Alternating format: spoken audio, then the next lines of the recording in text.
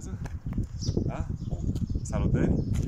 Sunt Cosmin, sunt profesor de educație fizică și sport. O să vorbesc și în engleză și în română ca să pot să ajut mai multă lume. Astăzi ce vreau să fac este să facem un mic experiment în dezvoltarea calității motrice viteza. So, hello, my name is Cosmin. The nickname is Cosmos. I'm a physical education and sport teacher. So what I'm gonna do today is to help you to improve your motoric quality speed. I will talk also in Romanian, so just have patience with all this explanation. Pentru a face această dezvoltare, o să facem un mic experiment. Bineînțeles, înainte de toate, o să facem o mică încălzire, după care o să alergați voi 10 metri de 5 ori 10 metri și după aia luați 5 minute pauză și veți face alergarea în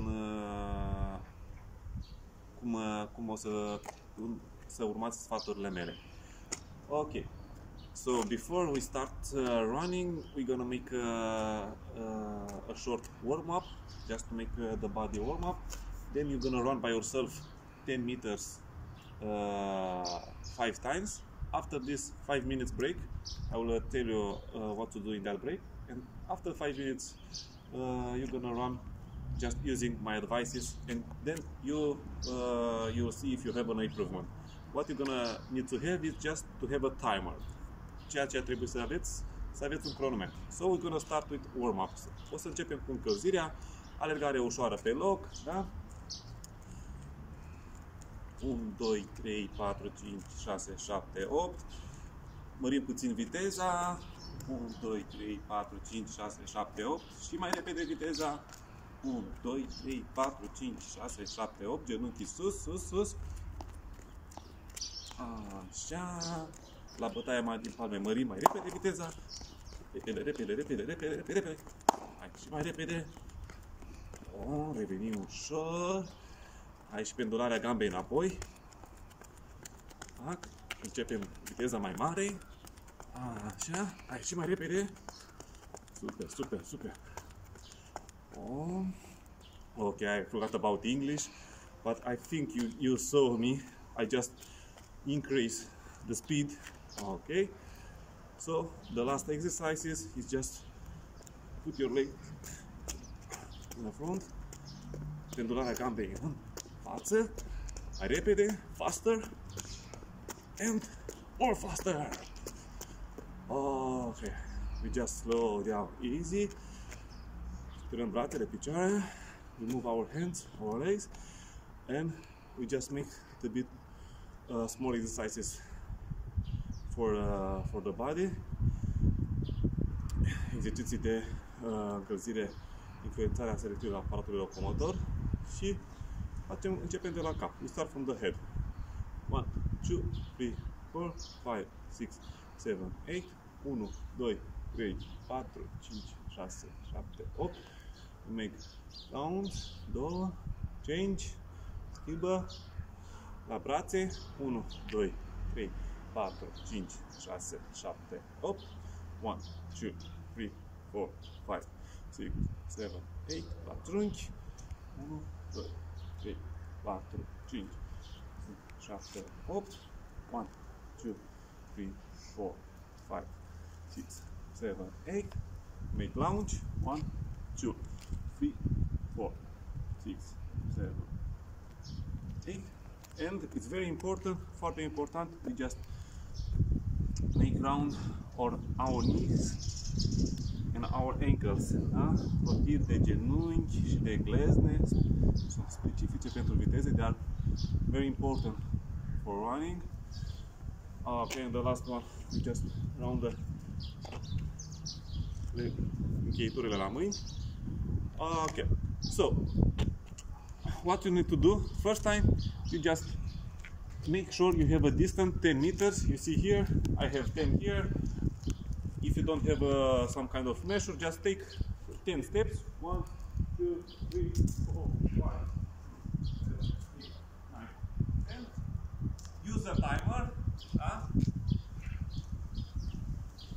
luați o distanță de 10 metri și un cronometru și începeți să alergați, cum știți voi, de 5 ori 10 metri. Deci plecați de acolo, haideți, aveți distanța acolo de 10 metri, da?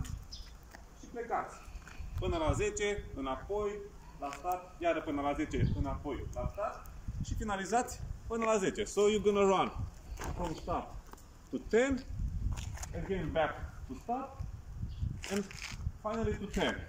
So 5 times 10 meters, de 5 ori 10 metri, and stop the timer. Opriți cronometru să vedeți care e timpul.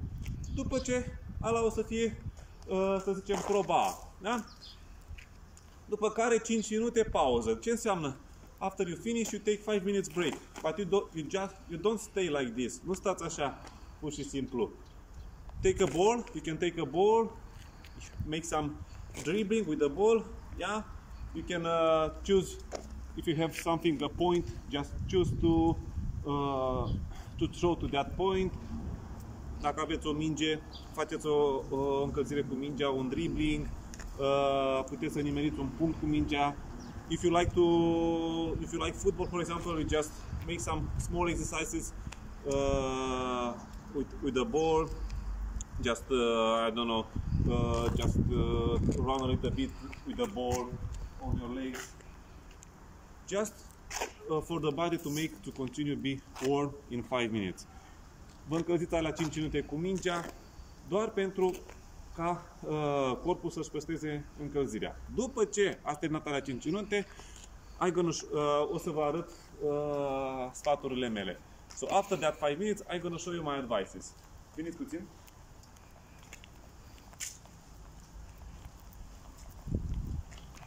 Deci, avem aia 10 metri, we have that 10 meters.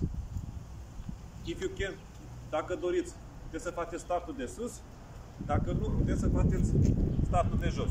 Cum e mai ușor pentru voi? If you want to use, you can start from standing. If you want, you can start from this position. Okay. When we're gonna start, we just use our breathe. Yes. We inspire, and then when we start to running, we expire. We start running using our expiration, yeah, something like this. Când plecăm din start, plecăm pe expirație. Inspirăm și am plecat pe expirație. Și ținem cât mai lung expirația. La fel, palmele, nu ținem pumnii strânși, ținem palmele deschise ca să eliberăm orice emoție. We don't make like this, we just hold our hands like this, so all the emotions just go, all the stress just go, so we have our hands open, okay? Respiration, hands, okay? And on the legs, try to not use your end part of the leg here, yeah? Să nu utilizați foarte mult călcâiul, it's speed. So you just need to use this part, e viteză, so you just trebuie să utilizați de aici până la vârf. Cât mai mult pe vârf și în acest fel economisiți timp. So in this way you're gonna have a better time. Okay.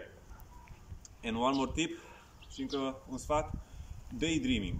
Visați cu ochii deschiși. You can imagine you are in some kind of competition, okay? So you just imagine you will be on the first place. Doar imaginați-vă, o să luați locul întâi, o să scoateți cel mai bun timp. Let's see how this works, okay?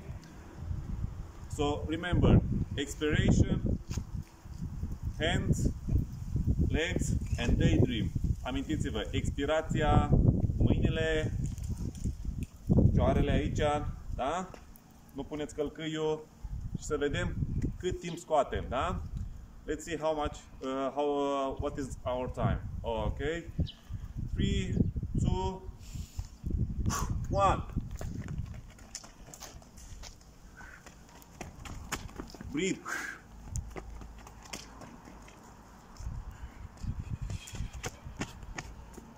Okay, so when you're running these 10 meters, try to run with expiration.